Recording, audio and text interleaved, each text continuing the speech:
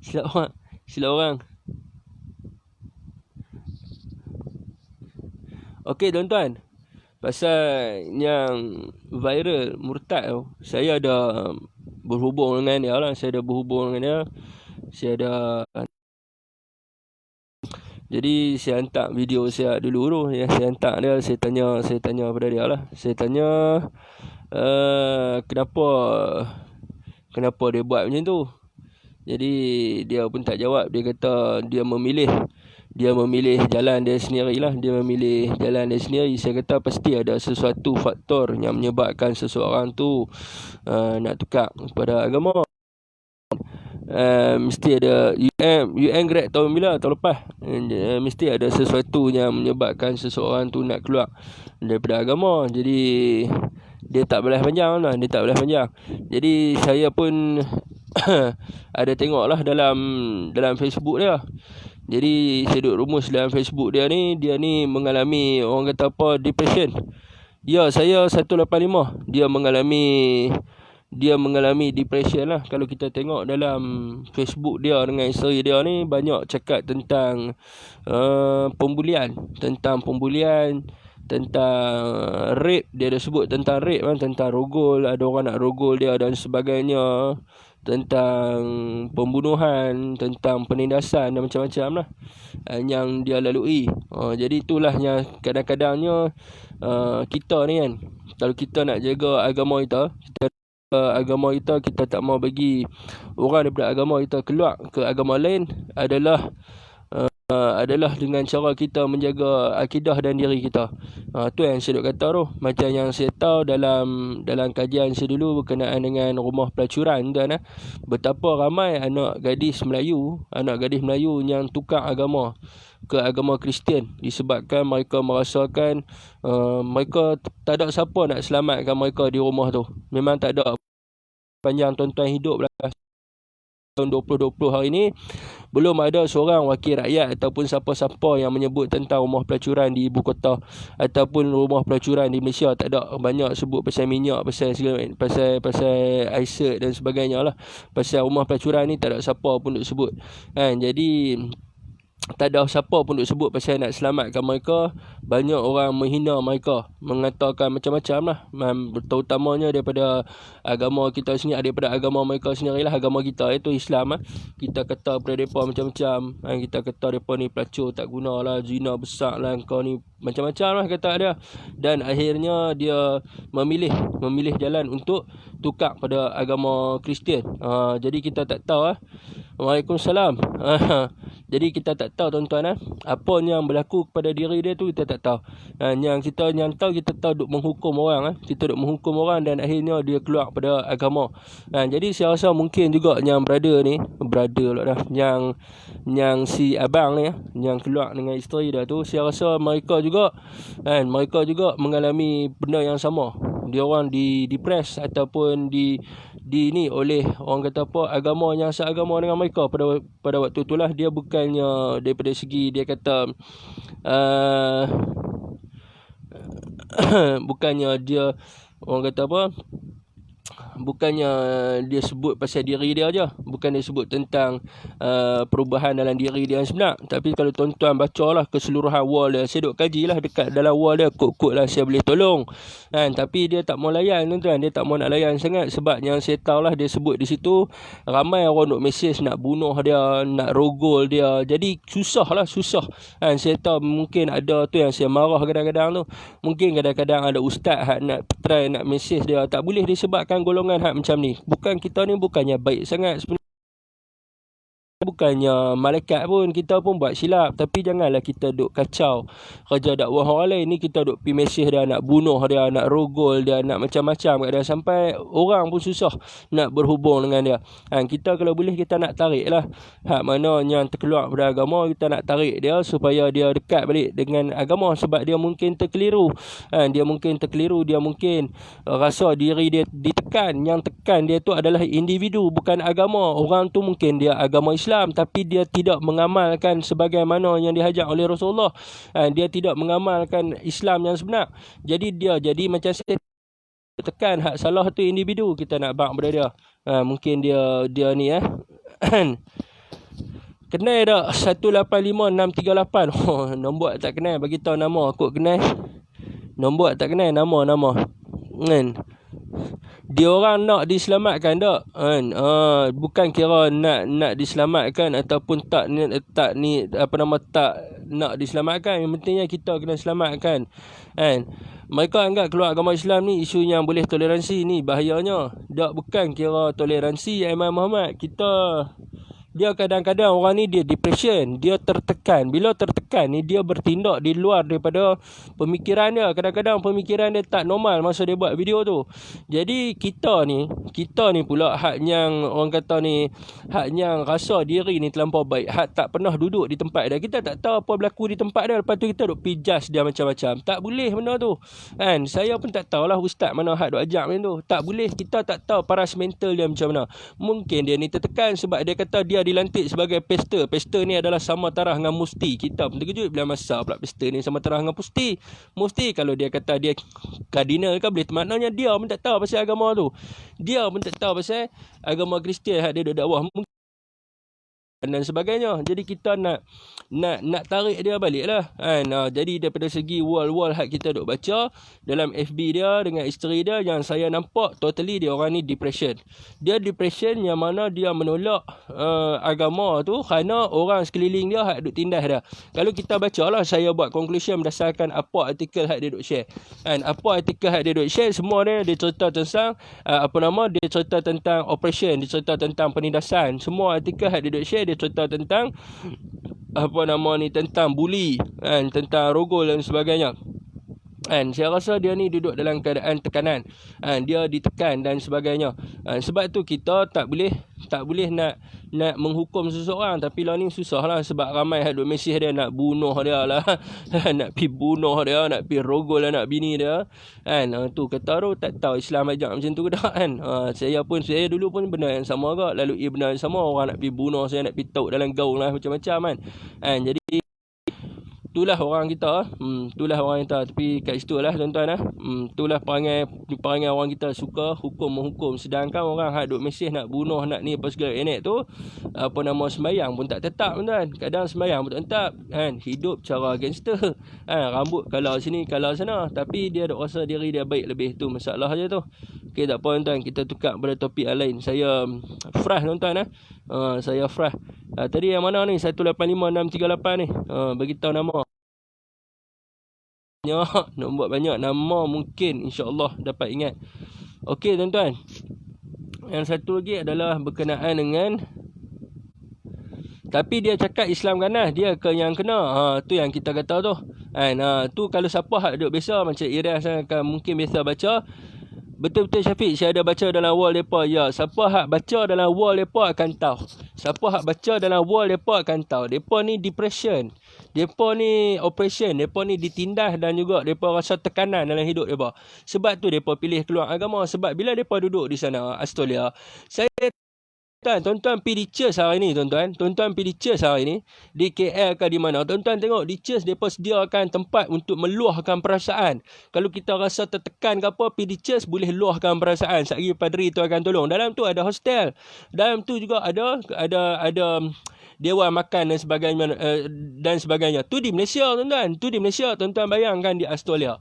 Jadi bila layanan yang diberi dan sebagainya membuatkan mereka ni hak dalam keadaan tekanan ni, hak dalam keadaan ditindas ni, depa boleh tukar agama kan. Sebab tu kita jangan duk hukum orang tak tentu pasal kan. Jangan duk hukum orang tak tentu pasal. Saya dah lah tak setuju yang pergi maki dalam page dia. Cuma apa yang sihat, isu keluar agama bagi umat adalah satu boleh toleransi. Dia tak semestinya tuan-tuan kena baca keseluruhan page dia baru boleh faham. Don't judge people by its cover. Saya bukan nak bela dah, tapi tuan-tuan pergi baca lah. Saya duk teliti satu-satu. Saya rasa dia ni tekanan. Dia tekanan dan juga dia ditindas. Dia tekanan dan dia ditindas. Sebab tu dia kata dalam page dia, kalau tuan-tuan baca, ada satu cerita dia sebut pasal kan, bagaimana satu agama, dia masih sebut lagi tentang kalau tuan-tuan kata dia ni memang tak anggap dah agama Islam, tapi dia masih guna lagi perkataan sebagaimana contohnya ayat yang isteri dia guna. Dia kata, adakah ini cara Rasulullah mengajar? Jadi kita baca lampih dia terkejut. Maknanya dia ni hati duk kat Islam lagi. Mana dia kata beginikah cara Rasulullah mengajar. Ini adalah contoh golongan-golongan yang munafik. Ayat ni tak ada dalam Bible. Ayat ni dalam Quran. Jadi dia masih menggunakan lagi, orang kata apa nama dakyah agama Islam. Cuma dalam page dia tu, dia tulis kat situ let's murtad. Mungkin dia nak balas dendam kan. Kita tak tahu tuan-tuan. Tapi yang pentingnya di situ, kalau tuan-tuan baca ayat dia kata inikah cara Rasulullah ajar. Ini adalah contoh golongan-golongan yang munafik. Saya baca, saya kata dia ni hati dia masih lagi kat Islam. Cuma dia terkeliru. Kan? Dia terkeliru. Kan? Sahabat kena habaq musuh Islam saya mencari peluang. Teruskan jangan Syafiq. InsyaAllah. Jadi saya nampak dia ni terkeliru tuan-tuan. Saya pun duduk saya tak mau sebutlah nama dia kan. Jadi saya pun duk suruh ada tok guru hak pandai tolong pergi tackle dia sebab saya tengok dia ni tekanan. Dia tekanan tapi dia memang dia bukannya keluar pada Islam tu akibat daripada pilihan diri dia. Tapi dia kerana dia mungkin tertekan dengan seseorang dia mungkin rasa diri dia ditindas oleh individu. Kita nak bagi tahu dia hak duk tindas dia tu hak duk tindas dia tu adalah individu, bukannya agama. Sebab macam saya sebut tadi tuan-tuan dalam isu rumah pelacuran jadi saya minta lah hak mana duk follow saya tak perlulah duk pergi maki dia dekat page dia. Jangan duk maki dia. Betul tu ada terbaca dari tulisan isteri dia. Banyaknya mesej ugut dia macam-macam. Bunuh rogol. Bila ada macam tu gunakan Rasulullah sebagai contoh. Ya. Orang hak baca dia akan tahu. Saya tak tipu tuan-tuan. Dia gunakan ayat itu. Apabila seseorang tu, saya bukan nak kata saya pandai sangat lah. Saya bukan nak kata saya pandai sangat. Tapi saya banyak belajar tentang human psychology ni tuan-tuan. Saya banyak lah belajar tentang human psychology ni. Saya tahu nak psycho orang dan sebagainya. Tapi kalau tengok daripada ciri-ciri yang dia gunakan ataupun dia guna ayat-ayat yang dia gunakan di dalam wall dia atau page dia sebagainya. Dia ni bukannya hati dia ni bukan benci pada Islam tu. Tapi hati dia benci pada individu. Dia benci pada individu yang membawa nama Islam tetapi tak macam orang Islam. Sebab itu dia gunakan perkataan munafik dan sebagainya. Jadi tuan-tuan pergi baca. Jadi kita tak perlu nak judge orang teruk. Tak perlu duk pergi hina orang. Tak perlu duk pergi kata kat dia. Sebab apa? Bila tuan-tuan duk kata, dia lagi susah. Lagi susah kita tak pandai-pandai ni macam Cat Price ke apa ke. Mereka duk cuba nak tarik dia balik dengan satu keluarga. Satu keluarga ni tuan-tuan bukannya kecil. Satu keluarga.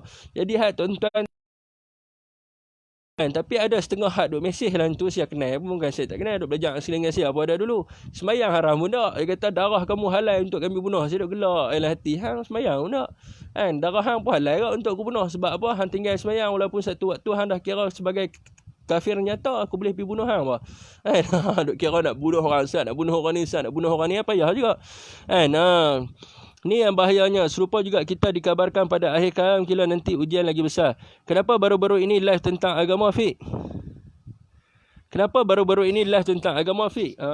Suran. Tak ada ni pasal seseorang seseorang yang saya malas nak sebut nama. Jadi Suran pun tahu pasal videonya.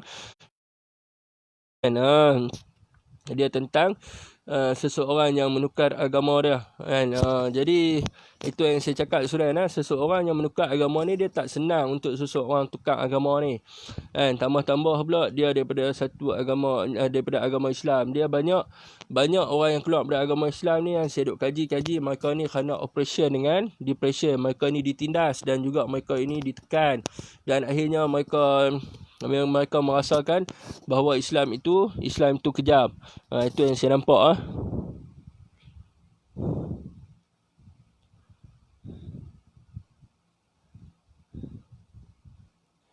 cerita wali lepat kan ni? Dah bukan. Tak ada cerita pasal lepat.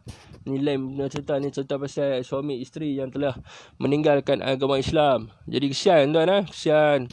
Jadi tuan-tuan pula saya duk pergi balon bukan tuan-tuan lah, orang lain.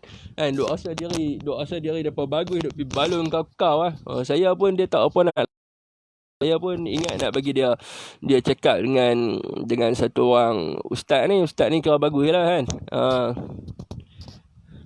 Betul tu, kalau dari riak wajah dia macam dia kata dalam keadaan terpaksa ya. Kalau tengok daripada riak wajah dia tu, dia cuma nak backup isteri dia.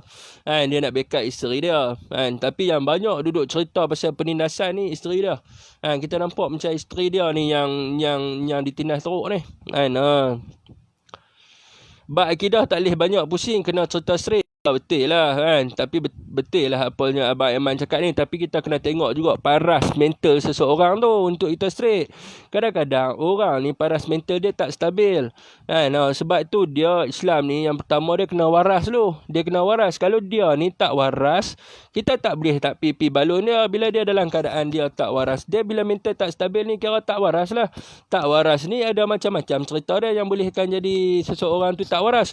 Antaranya adalah disebabkan tekanan yang terlampau banyak, disebabkan penindasan yang terlampau kuat. Jadi kita nak kena cuci dulu fikiran dia tu. Bila dia waras elok dah, baru kita boleh cerita bab ni kan. Kalau tidak dia duk rasa diri dia betul lah kan. Kalau tidak dia duk rasa diri dia betul kan. Kita nak kena bagi tahu dia hak duk tindas hang ni, hak duk ni hang ni bukannya agama. Hak ni adalah individu yang mungkin dilahirkan dalam agama tu, tapi dia tak praktis pun agama Islam. Dia panggil dia lebih kurang macam setan dia, lebih kurang kan. Tapi orang kata apa, dia tetap individu kan.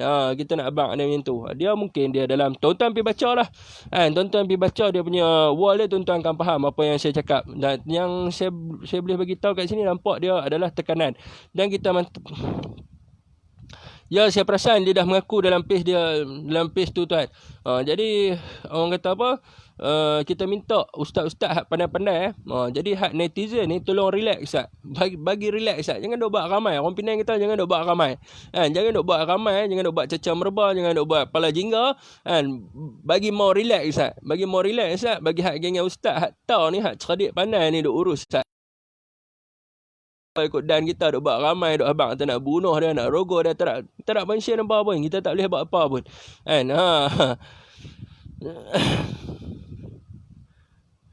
Mudah sangat murtad, ditindas, ditekan, terus tukar agama. Allah Akbar, subhanallah. Kita tak tahu kadang-kadang Abang Azlan Zakaria ni, saya ni, Tuhan letak saya ni kena anaya masuk dalam wad gila tu. Saya tahu kedudukan wad gila ni macam mana. Wad PSY ni, saya duduk 15 hari. Saya tengok orang macam mana. Jadi tuan-tuan mungkin tak terbayang benda ni. Jadi saya terbayang benda ni. Orang hak terlampau terkanan ni, boleh duduk. Dia ni cerdik pandai. Seorang profesor. Disebabkan orang tak boleh nak terima kenyataan, orang tak boleh nak terima hasil kajian ya. Ada seorang profesor kimia daripada UNIMED, tuan-tuan, duduk satu wad dengan saya. Jadi gila tu dia tulis kat dinding penuh formula kimia. Orang pandai tu, orang cerdik pandai kan, tulis penuh kat dinding ni formula kimia. Saya duk tengok kan, tiap-tiap hari dia duk main cerita kat saya kan. Dia duk main cerita kat saya pasal formula kimia lah, apa segala ni. Dan seorang ni duduk satu wad dengan saya, tuan-tuan. Masa saya duduk di SKN dulu, seorang doktor perubatan kan. Seorang doktor ada 4 ke 5 klinik. Doktor daripada British, saya Islamkan dia tu lah. Doktor British yang saya ajak dia mengucap tu. Dia buat testing ganja kat diri dia sendiri. Sampai jadi gila kan. Sampai jadi gila kan. Tapi orang kata apa, itulah kan. Benda ni dia bukan kira kan. Contohilah Sumayyah kan, biarpun dia disula tapi masih teguh dengan Islam. Allah Akbar kan. So repeat, hang dulu kenapa kan, gangguan apa? Saya bukan gangguan. Saya dulu kan nak kena tangkap dengan DeFi sebab saya kata polis silaka tu kan.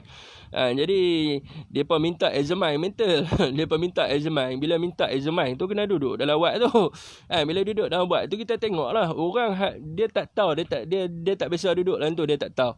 Saya nak terang pada tuan-tuan, saya tak erti nak faham saya tak boleh nak bagi tuan-tuan faham. Tapi penyakit tekanan ni dia lain. Penyakit tekanan ni lain sebab saya tengok sendiri. Saya tengok sendiri kan. Saya tengok sendiri dan saya alami pengalaman tu kan. Saya alami pengalaman tu. Tuhan bagi saya alami pengalaman tu. Oi, macam-macam tuan-tuan.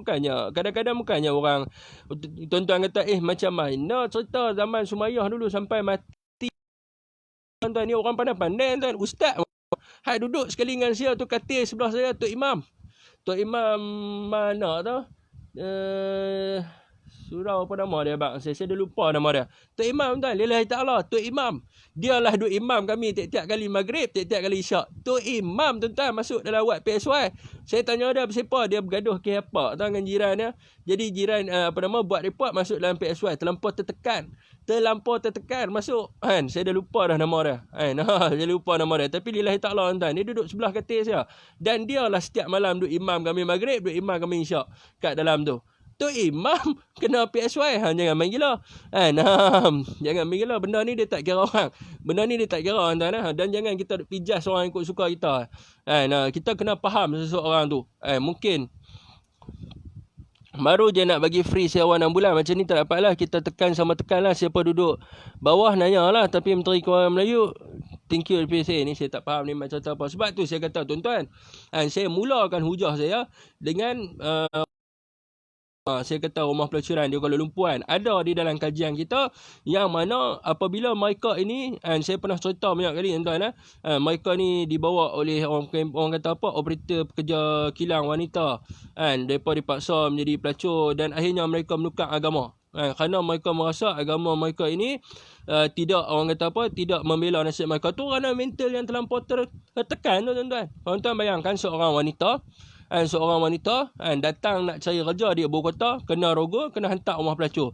Tuan-tuan bayangkan dia punya mental dia macam mana. Mental dia terus tuan, sampai dia boleh tukar agama. Jangan tuan-tuan duk cerita lah, sebab tuan-tuan tak pernah duduk di tempat dia. Cuba tuan-tuan minta kat doa kat Tuhan, ya Allah Tuhan, kau cuba bagi aku duduk di tempat dia, aku nak rasa macam mana kedudukan dia. Baru boleh cerita tuan-tuan. Baru boleh cerita pasal Sumayyah ke, baru boleh cerita pasal orang kata apa, keluarga Yasir ke, baru tahu pada waktu tu. Jadi bila kita tak duduk kat tempat dia, kita tak tahu. Jadi janganlah kita duduk jangan, bila kita tak duduk kat tempat dia, kita cuba faham dia untuk kita tarik dia tuan-tuan. Kita cuba faham dia, janganlah kita duduk dekat wall dia. Antara tanda mental ada dengar suara halusinasi. Dia tak semestinya dengar suara tu halusinasi, delusi tu dia ada dia. Kenapa tanya doktor mental? Dia ada banyak. Dia ada halusinasi, dia ada delusi, dia ada bipolar, dia ada macam-macam jenis dia ada.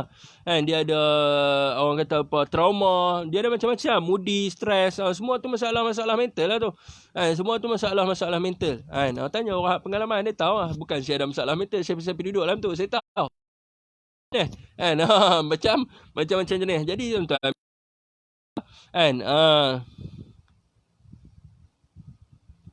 betul ke orang gila banyak dia ada banyak cakap dari satu point ke satu point tu, saya tak tahulah. Itu saya tak tahu. Jadi orang kata apa? Jadi dia punya, saya tak mau pergi terlampau jauh.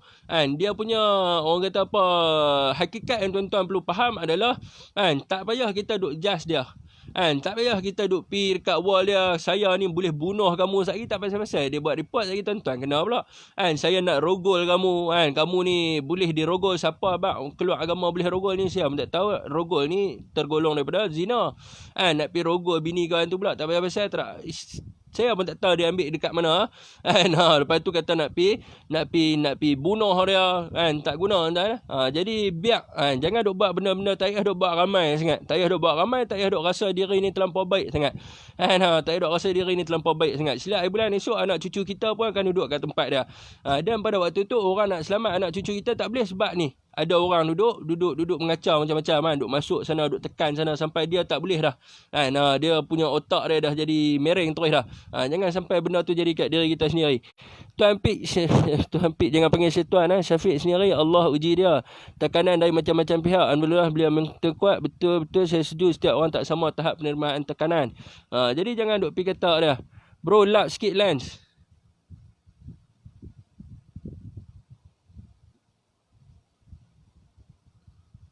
Dah okey. Datuk Suhaimi pun ada sebenarnya. Masuk penjara tekanan mental sebab boleh ganggu ketenteraman ke? Betul ke? Setuju. Yang ni kena habang slow-slow. Kena faham apa punca jadi macam tu. Apa-apa netizen tak bunuh tak membantu pun. Ya, Muhammad Zaki, kita hidup di zaman bertamadun. Kita hidup di zaman bertamadun, manusia yang bertamadun. Kita bukan hidup zaman neolitik.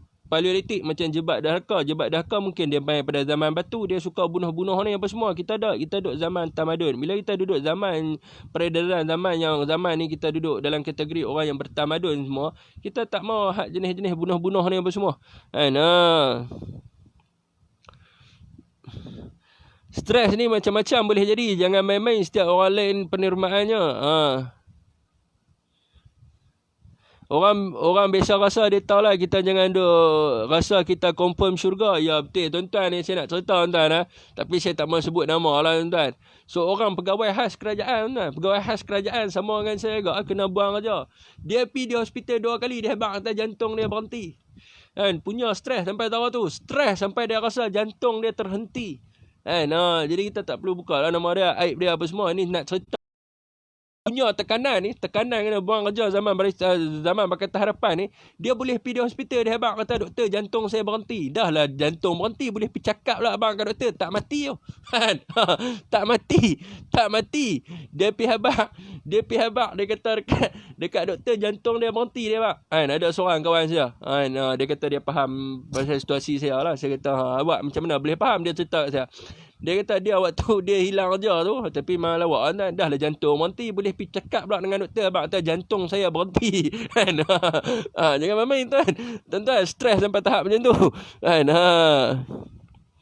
Sejuk Syafiq, kita dilahirkan senang, memang tak faham orang yang ada masalah. Tengok je filem Daulat. Filem Daulat, filem apa? Filem haknya Najib Razak tu.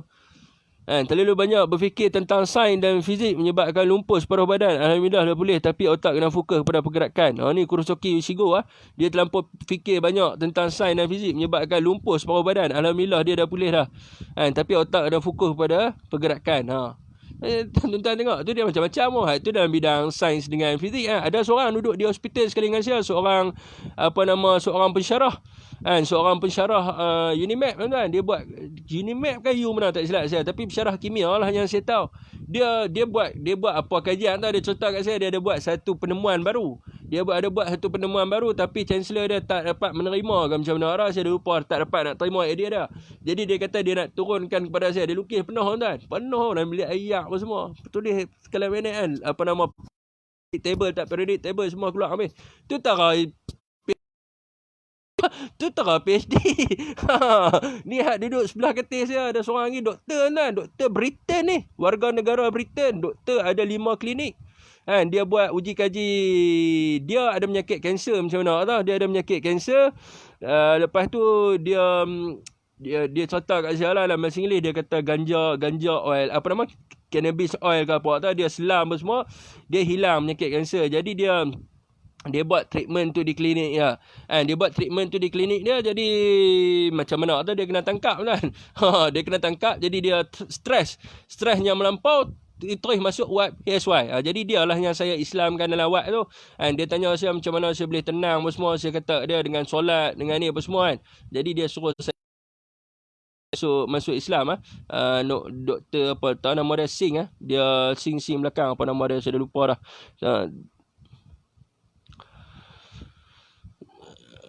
Saya kerja di Kopiah, di Al-Barakah di Gurun arah utara dan arah selatan.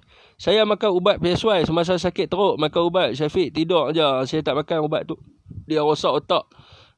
Saya dah makan beberapa biji lepas tu saya pergi jumpa doktor swasta. Doktor swasta kata ubat tu dekat bahagian depan otak kita ni, dia ada satu bahan kimia yang keluarkan untuk kita memorize. Dia panggil memori ke apa tak. Ubat hak saya makan tu dia untuk saya buang hak bahagian depan tu, chemical hak bahagian depan tu. So saya akan lupa apa benda hak saya baca. Sebab tu saya makan sikit lepas tu saya terus pergi batalkan terus. Okey tuan-tuan, tukar topik saya dah bagi tahu dah tadi kat atas. Nanti ni Muhammad Shah nanti ulang balik. Saya tak larat nak ulang 2-3 kali. Saya dah bagi tahu dah pendapat saya tentang dia and family dah. Okey. Tentang bantuan PKP. Bantuan PKP. Jadi tuan-tuan, saya tak tahu sama ada orang yang menghulurkan bantuan ini boleh keluar daerah.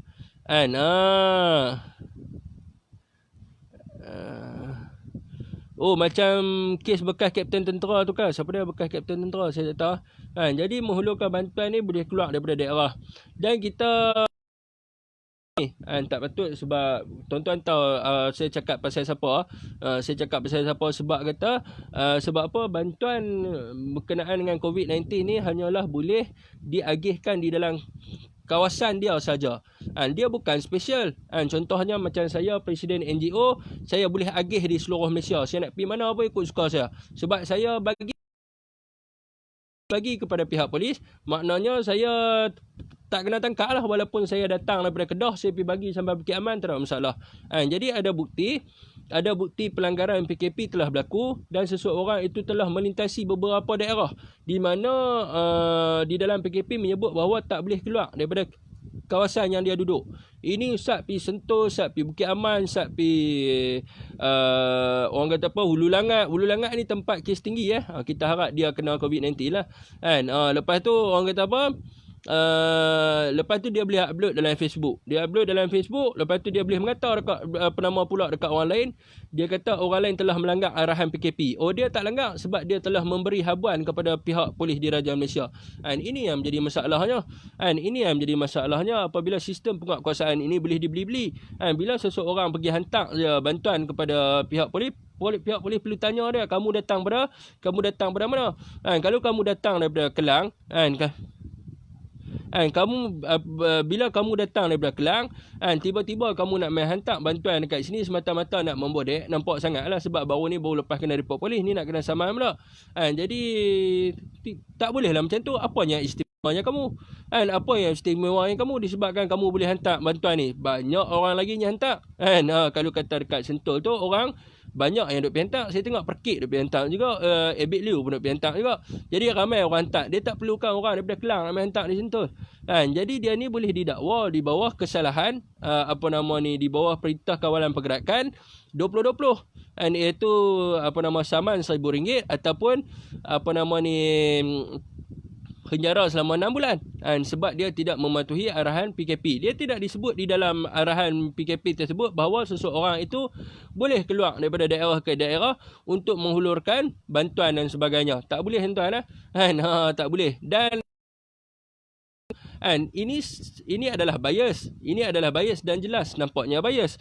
Kenapa dia tidak menghulurkan kepada orang-orang miskin sedangkan kita tahu di kawasan tersebut ramai orang miskin dan nelayan yang tidak dapat keluar ke laut.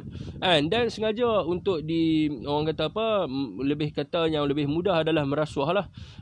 Merasuah pihak-pihak berkuasa melibatkan kes beliau.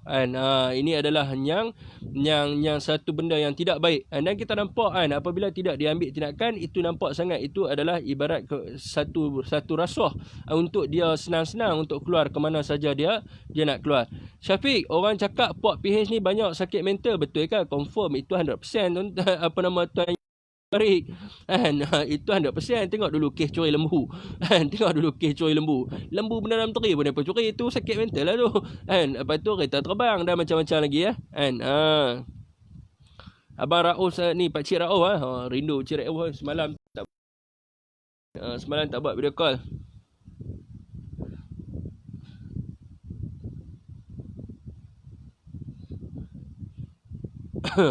Okey, jadi tuan-tuan, yang keduanya adalah yang kedua tu adalah pematuhan arahan PKP tak boleh nak guna arahan PKP ni konon-kononnya untuk hantar bantuan, tiba-tiba nak pergi keluar sana, keluar sini, keluar sana, keluar sini, tak boleh. Lepas tu pilih IPD berkenaan untuk bias bukan saya tak kenal gambar-gambar pegawai dia duk hantar tu, semua gambar-gambar hak pegawai duk backup dia dululah.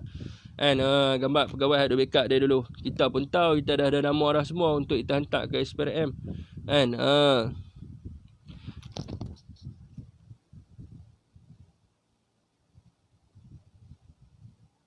Sekejap tuan-tuan Jadi tak boleh tuan-tuan tak boleh. Tak boleh untuk sesuka hati untuk keluar daripada sempadan untuk hantar bantuan. Tu yang kedua. Yang ketiganya adalah saya tak mau pergi jauh berkenaan dengan dia tu sebab dia tu kita dah tahu dah sakit mental. Dia ada, itu salah seorang yang sakit mental lah. Dia ada masalah mental di mana telah disahkan oleh isteri dia sendiri bahawa dia mempunyai masalah mental. Jadi sebab tu orang kata jangan duk isap cabut lebih-lebih, tak kira dia sakit otak. Jadi macam tu lah. Duk mengisap banyak sangat jadi sakit otak. Jadi kita tak boleh nak kata lebih-lebih dia, sebab hari ni kita puasa. Kita harap dia kembali ke pangkal jalan dan dirawat di Tanjung Rambutan secepat yang mungkin. Okey, jadi yang ketiga adalah yang saya risaukan adalah berkenaan dengan pelajar-pelajar sekolah. Dan tuan-tuan, saya apa yang saya tahu ini saya nak minta tuan-tuan tolong semak. Saya dimaklumkan ada sesetengah tadika, tuan-tuan, ada sesetengah tadika walaupun pelajar tidak dapat hadir ke tadika akibat daripada PKP, mereka terpaksa membayar yuran tadika. Jadi boleh tak tuan-tuan yang mana kena bayar yuran tadika tu, tolong hantar dekat saya, PM dekat saya, dekat inbox saya, sebab saya nak masuk dalam grup Ketua Pemuda. Saya nak masuk dalam grup dia supaya dia dapat tahu untuk dia highlight benda ni. Sebab apa yang saya tahu benda ni berlaku kepada tadika swasta. Benda ni berlaku kepada tadika swasta. Fit, saya belanja tripod stand untuk live stream. Senang sikit buat live lepas ni, insya-Allah. Alhamdulillah. Kalau ada tripod stand, saya nak panggil ustaz mai. Saya boleh bawa pi ke, orang kata apa, ke madrasah. Saya dah rancang kat tu lah lepas ni, sebab kita dah menang kerajaan. Kita dah tak tahu nak buat apa. Saya pula di follow oleh ramai golongan veteran. Jadi saya ingat nak upkan golongan-golongan ustaz ni lah. Madrasah saya duk pi dulu masa saya bercelaru ni. Okey tuan-tuan, saya sambung pasal yang sekolah. Saya minta tuan-tuan PM berkenaan dengan tadika yang saya dah dapat info ni, tadika swasta ataupun sekolah swasta yang meneruskan bayaran yuran sewaktu arahan Perintah Kawalan Pergerakan PKP ni. Sebab apa, saya ada dengar ada yang ambil kesempatan walaupun pelajar tidak dapat hadir ke sekolah ataupun tadika, tapi yuran masih lagi dikutip. Jadi ni masalah tuan-tuan boleh PM saya. Jadi yang berkenaan dengan sekolah juga, kita nak tahu mekanisme mekanisme untuk berkenaan dengan yang ni. Saya akan hantar ke dalam grup lah. Untuk ni saya bincang dengan tuan-tuan. Apabila dikenakan Perintah Kawalan Pergerakan maknanya lebih kurang 1 bulan ke 2 bulan. 1 bulan 2 bulan itulah lebih kurang 1 bulan. Jadi maknanya pelajar rugi. Pelajar rugi pelajar rugi 1 bulan tempoh pengajian mereka. Jadi apakah mekanisme untuk nak cover balik depa punya tempoh pelajaran? Sebab ini banyak yang ditanya, ada orang PM saya suruh ulas berkenaan dengan pelajar-pelajar ni, sama ada tempoh peperiksaan mereka akan diinjak, sama ada UPSR, PT3 dan juga SPM ni akan diinjak dan sebagainya. Saya kata memang tak boleh diinjak, sebab PT3 ni dia mesti ambil umur dia 15 tahun. Umur dia 15 tahun, dan SPM ini mesti dia ambil umur dia 17 tahun. Dan juga UPSR ini mesti dia ambil umur dia 12 tahun. Dia nak injak pergi tahun depan tak boleh. Tapi saya tak tahulah mekanisme apa yang cuba diperkenalkan oleh Kementerian Pendidikan. Tetapi mereka kena bagi cukup tempoh pengajian tersebut supaya pelajar-pelajar ini tidak orang kata apa, tidak kerugian dan sebagainya. Boleh ulas tak kenapa Riau jadi hak milik Indonesia? Boleh ulaskan tak Riau jadi hak milik Indonesia? Tu Johor, Riau, Johor kita masih lagi di bawah di bawah pentadbiran Johor. Bro nak tanya, bukan ke dulu buat video keluar dari Islam? Itu saya dah terang dah. Dah kembali itu saya dah terangkan dah. Okey, lepas tu yang keempat berkenaan dengan Elon Penjawat Awam, AF Wazir M. Zairuddin. Watching susah tu nak sebut nama dia. Okey, Elon Penjawat Awam, saya dimaklumkan oleh seorang anggota polis yang tidak mahu dikenali namanya. Namanya lah. Jadi dia menyebut kepada saya bahawa mengikut ucapan Tan Sri Muhyiddin Yassin, RM200 Elon Penjawat Awam itu haruslah dimasukkan secara terus kepada setiap orang penjawat awam. yang terlibat di dalam menangani isu COVID-19 ni. Termasuklah di situ dia sebut tentang ATM, PDRM dan sebagainya. Jadi dia menghantar kat saya satu semboyan lah. Dia hantar kat saya satu semboyan milik daripada Polis Darjah Malaysia dikeluarkan oleh Bukit Aman, di mana seseorang itu perlu claim allowance tersebut. Jadi dia berlaku kontradiksi. Jadi dia berlaku kontradiksi di situ. Bermakna Tan Sri PM mengatakan bahawa dia allowance tersebut terus masuk. Tetapi peringkat jabatan mengatakan perlu claim allowance tersebut. Perlu claim allowance tersebut. Jadi dia tak sepatutnya diberi kepada semua. Jadi ni dia tak bagi pada semua, jadi dia suruh claim. Okey, jadi saya punya conclusion mudah saja. Saya nak tahu berapa ramai yang melalui benda tersebut. Kalau melebihi, saya nak tengok tolong PM saya lah. Mungkin ada penjawat awal yang sedang tengok live saya ni. Tolong PM saya kat tepi supaya saya dapat maklumkan. InsyaAllah lah saya ada dalam grup mereka. Mungkin saya dapat bunyi tentang perkara ni. Sebab Tan Sri Muhyiddin menyebut bahawa supaya allowance ini dimasukkan secara terus, tetapi di peringkat institusi tertentu menyuruh bahawa anggota di bawahnya untuk claim. Jadi sesiapa yang bercuti tak dapat orang kata allowance tersebut. Itu yang menjadi pertikaian oleh orang kata oleh rakan kita ni yang PM saya kat tepi. Jadi saya terpaksa sebutlah. Satgi bila saya tak sebut dia kata saya anti kan. Saya tak anti tuan. Saya tak anti, saya nak yang terbaik. Jadi saya sebut benda ni Jadi tuan-tuan tolong share Okey tuan-tuan, sekarang pukul apa saya nak masak untuk buka puasa. Dah pukul 6 tuan-tuan Dah pukul 6 saya nak masak untuk buka puasa. Selepas ni malam ni tuan-tuan jangan lupa malam Nifsu Syakban sekurang-kurangnya paling lekeh pun buatlah sekali Yasin. Kalau rasa larat buat 3 kali Yasin. Kalau rasa badan masih muda tapi sampai 30-an ni jangan buat leceh lah. Buatlah 100 rakaat 3 kali Yasin. Buat 100 rakaat 30 berhenti Yasin, 30 berhenti Yasin, lepas tu 30 lepas tu 40 lepas tu 40 direct sampai pukul 2 pagi 3 pagi. Jangan buat leceh, muda-muda bangunlah di malam ni jangan duk asyik tengok Astro jangan duk asyik tengok Astro setahun sekali bukannya teruk pun setahun sekali ni saya peringat diri saya kalau kata tadi sebut pasal keluarga Yasir ni sebut tentang siapa tadi keluarga Yasir nama apa Sumayyah sebut tentang Sumayyah sebut tentang Ozinira pejuang Islam semua tu. Lepas tu sebut tentang siapa lagi tentang Rabi' Atul Aldawiyah keluarga Yasir kena bawa tombak di tengah padang pasir pun tak keluar pada agama Islam. Hari ni kita tuan-tuan Nifsu Syakban Nifsu Syakban ni kita buatlah macam keluarga Yasir tuan-tuan 100 rakaat. Hak mana komen tadi keluarga Sumayyah ni kena cincang, kena macam-macam tetapi masih ada Islam di hatinya.